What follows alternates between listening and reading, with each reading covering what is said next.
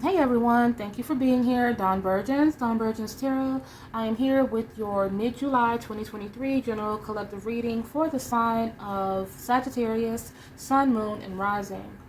I apologize for any fuzziness in the resolution that you may notice or like the shadows. My ring light went out, so I'm kind of working with what I have, so just bear with me.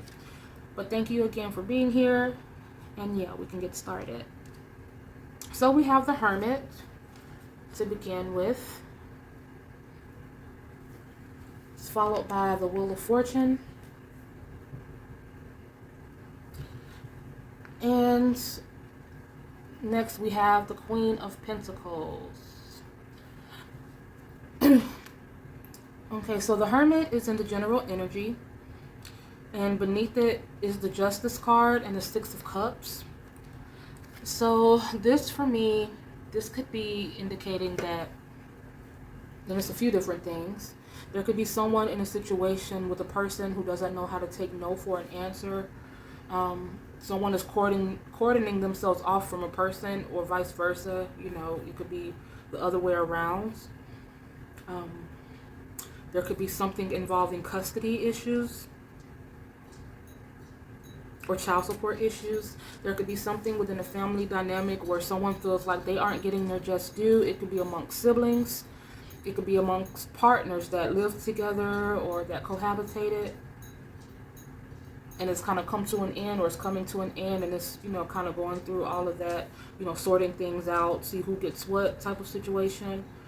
In some cases, it could be something that has evolved into like a legal or some sort of like, well, legal issue, but not necessarily. It could just be the energy of it.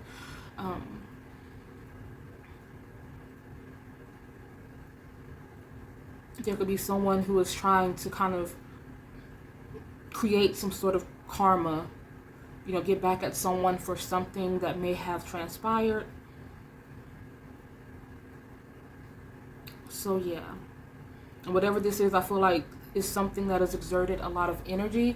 In some cases, you know, it could be like physical energy, but a lot of this, I'm feeling like a lot of mental time, mental energy that's being wasted on something, or if not wasted on something, depending on what this is. Because if this is something where you're owed something, then this may be something that is necessary, but it's like it's taking a lot of your time, and it's been a lot. So yeah, when we look in the advice placement, we have the Wheel of Fortune, and that's clarified by the Nine of Pentacles and the Two of Wands. So, you know, the Nine of Pentacles is saying to me, it's like suggesting to not think too much about the bigger picture. It's about kind of taking it one step at a time, because looking at the bigger, I mean, yeah, we should have a plan for our overall, you know, situation, but thinking about it, like over analyzing the bigger picture can be very overwhelming. So yeah, this is about taking one step at a time.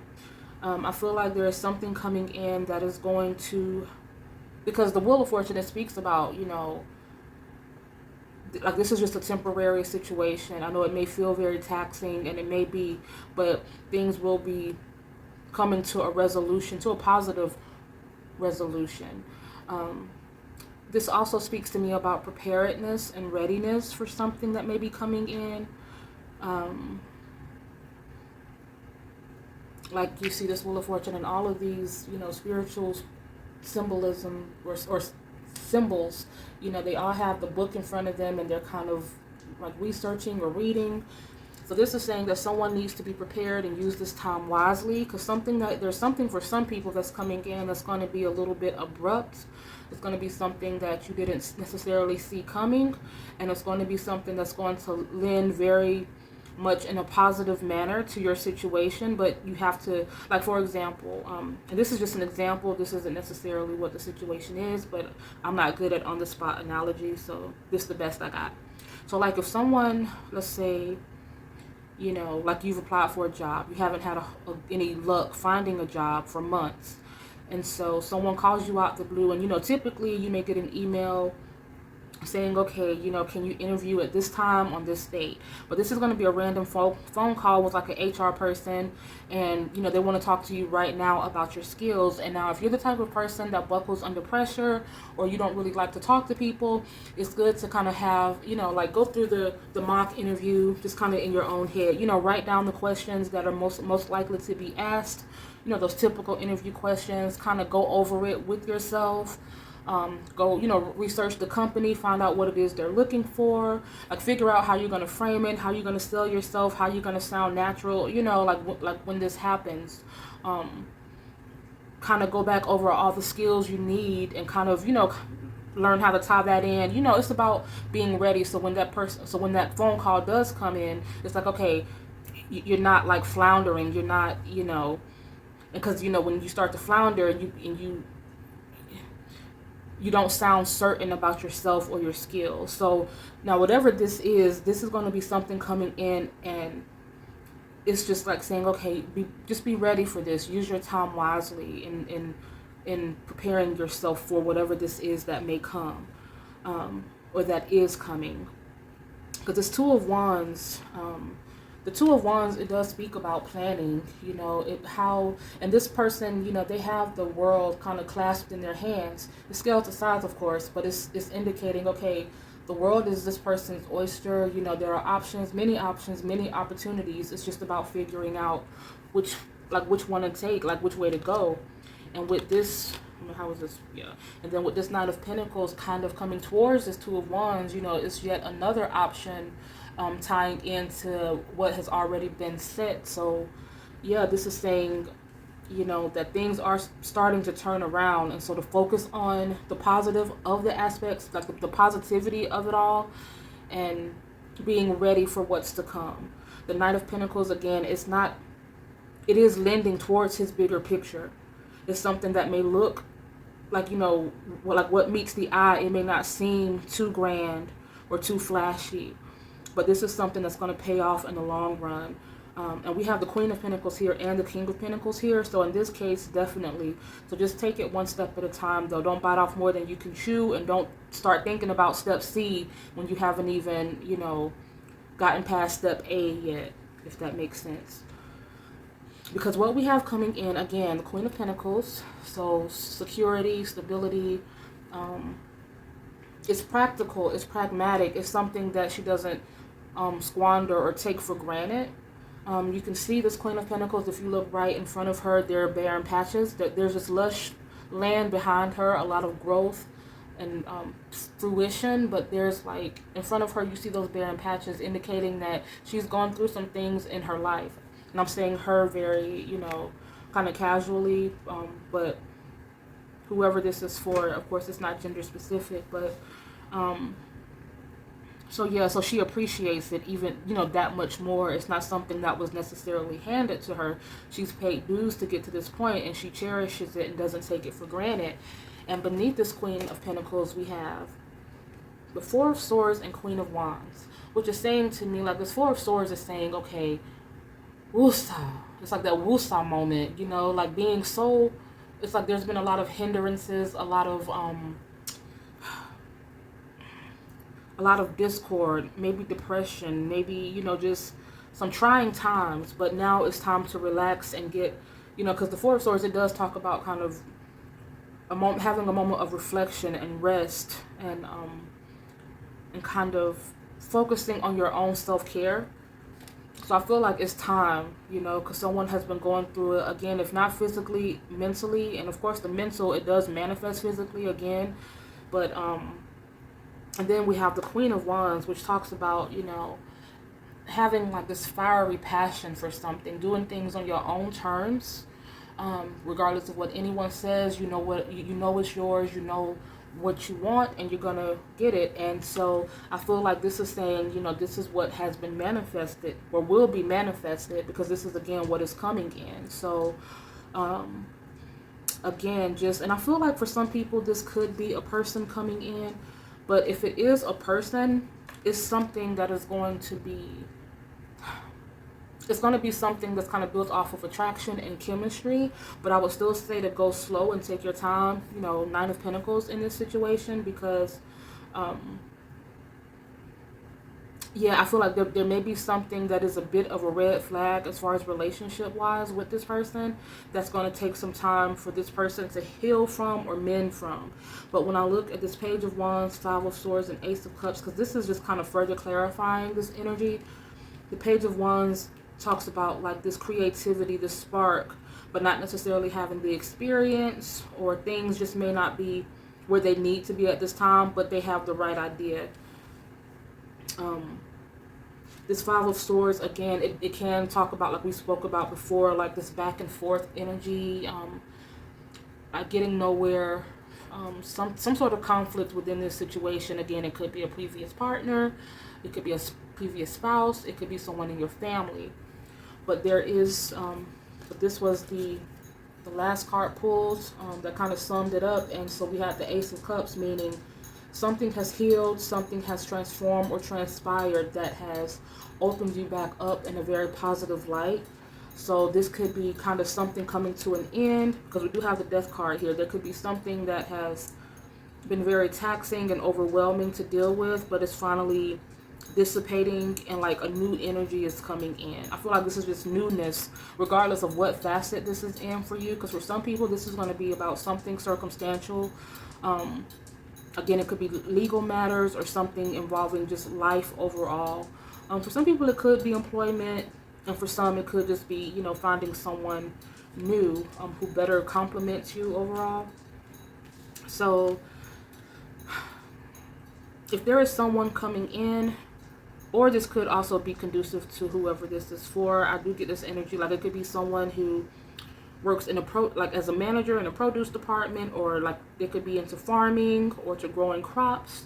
This could be someone in the medical field, someone who's a doctor or a technician, or like a biology major or a science student, like something involving science or biology, or doing something with the body.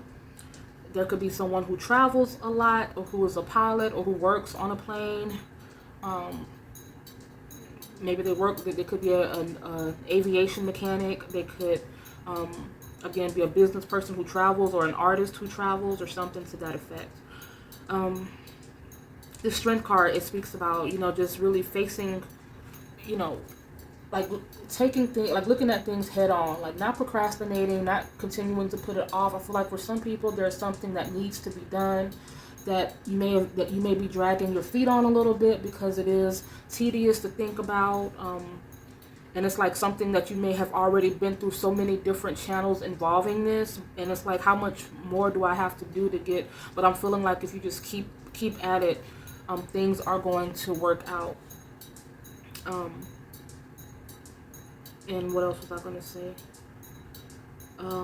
This Eight of Cups, it talks about, Eight of Cups, traditionally it speaks about, you know, going towards your happiness, finding something that makes you happy. The Eights, it can also talk about being a part of a group setting.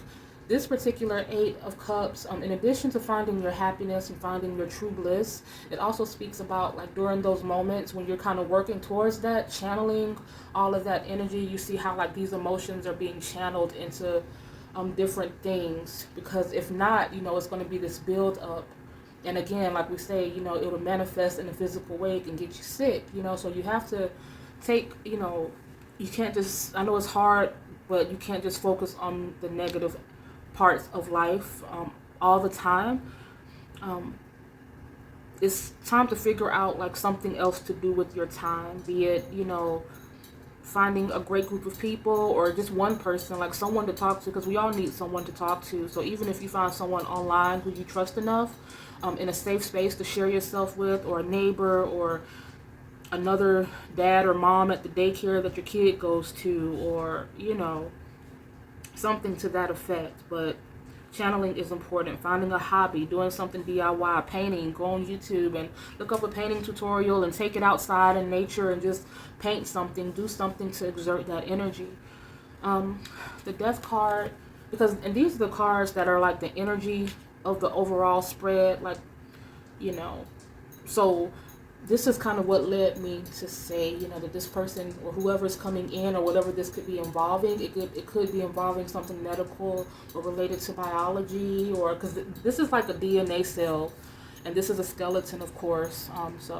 But the death card at its core, it is about ending, putting an end to something. And that's what this depiction is showing, going into the light with this key, with the skeleton key, being reborn and into your ultimate purpose. The Chariot is kind of what put me in the mind frame of, someone who is in flight often, or someone who is affiliated with, something aerial. But also, the Chariot, it speaks about achievement and victory and going towards and attaining your goals. And you're knowing that your vision, it wasn't, just nonsense. And this Chariot, it also speaks about sometimes finding something in unorthodox ways or through unorthodox measures or outside of your element. Like maybe there's someone who hasn't been able to find their true calling and bliss because they haven't stepped outside their box. Because it can be intimidating to think about, but once you actually get to this place, it's going to feel very much like, this is where I belong. Like this is where I should have been a long time ago. So we have a lot of stuff in our main spread. We have Virgo, we have Libra, we have Scorpio, we have Aries, we have Libra twice, Aries twice. So the most prevalent, I would say, would be Aries, Libra, but we also have Aquarius and Virgo and Pisces. We have Scorpio a couple times too. We have Leo. So yeah, the most prevalent is Aries, Libra, and what was the other one I said? Aries, Libra, and was it Virgo or Scorpio? Yeah, and Scorpio and Virgo. So Virgo, Scorpio, Libra, and Aries. Those are the most prevalent signs here, is what I'm trying to say. So I'm going to pull just a couple of angel cards really quick to sum this up.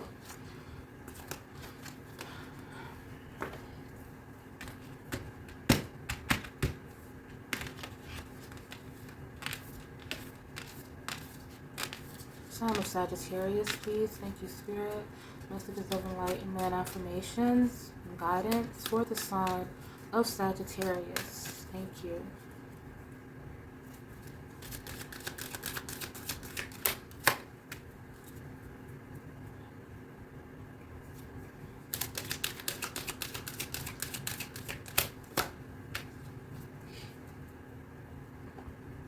So, let me get my little bookie as well. The first card we have is Ask and Receive. Ask and receive. And as simple as put, but I'm going to read just a little bit on that really quick. Okay, so it says, ask and you shall receive. Your angel guide wants you to know that help is available. You are being encouraged to shift your perceptions and recognize that even in the most difficult of circumstances, a miracle is possible. Whatever miracle you need, it is available to you now.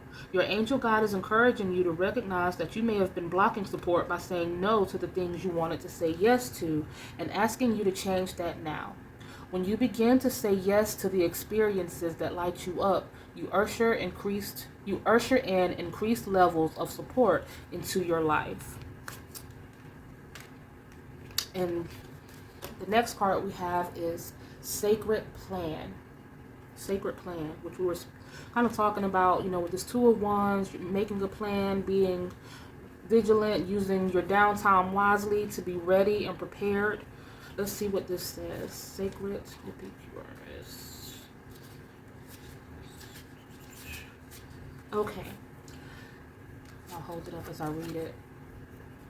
It says, this card doesn't represent the plan that the universe has for your life, more the plan that comes to fruition based on your intentions and your highest good.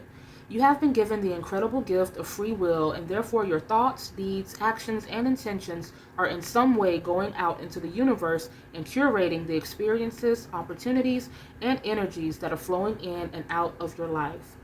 When this card appears, you are being encouraged to move into a state of surrender, where you recognize that yes, your intentions have an impact on the creation of your life, but how those intentions unfold is not down to you, but in the hands of God or the universe.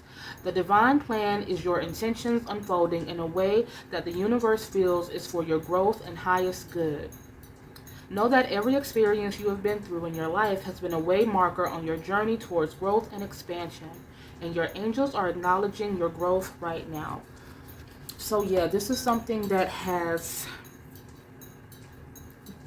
as it often does, and I know sometimes it can sound so cliche and we don't really want to hear it. It's like, how many more lessons do we need? But there is something that is emerging. There is something that has been learned. There is something like, going through a kind of like, a really bad relationship. And this isn't, about victim blaming, not in the least. We aren't responsible for other people's nonsense, But I am saying that sometimes we have to look within ourselves, like, were there any red flags to begin with? And I guess that's kind of why I kind of mentioned when, for whoever this is coming in, be mindful, because there will be an attraction and a chemistry, but don't just dive head first into this relationship, and observe and consider it as such, like a relationship, when you haven't really gotten to know this person, because a lot of times, patterns occur, you know what I mean? And if we continue to allow the same type of people in, or continue to like not acknowledge the things about this person that we know does not align with who we are or what we want, but we still accept it because we feel like A, we can change them, or B, they'll want to change themselves because we're such a catch that we have that ability or power over another person, which we don't. It's ultimately up to that person. So in all things that we go through, it's important to just look within. Like, what have I done in this situation? How have I contributed to it? And again, it's not about beating yourself up, but not by far. It's about growth. It's about really identifying those things. So going forward, we know, okay, let's avoid this, or we need to work on this, or maybe our perceptions, or maybe we need to work on, like, if we wear our heart on our sleeves, if we can be like a little bit naive or gullible, or, being an empath, sometimes, you want to help people that aren't even willing to help themselves. We have to be mindful about that too. So it's a lot of different components to that. But yeah, just make it, I'm not going to say make it fit how it fits, but if it fits, just use it accordingly. I don't know what I was trying to say on that last part. But anyways, you catch my drift. Thank you so much for being here, guys. I really do appreciate it. Dawn Virgins Tarot, have a great rest of your July. Bye.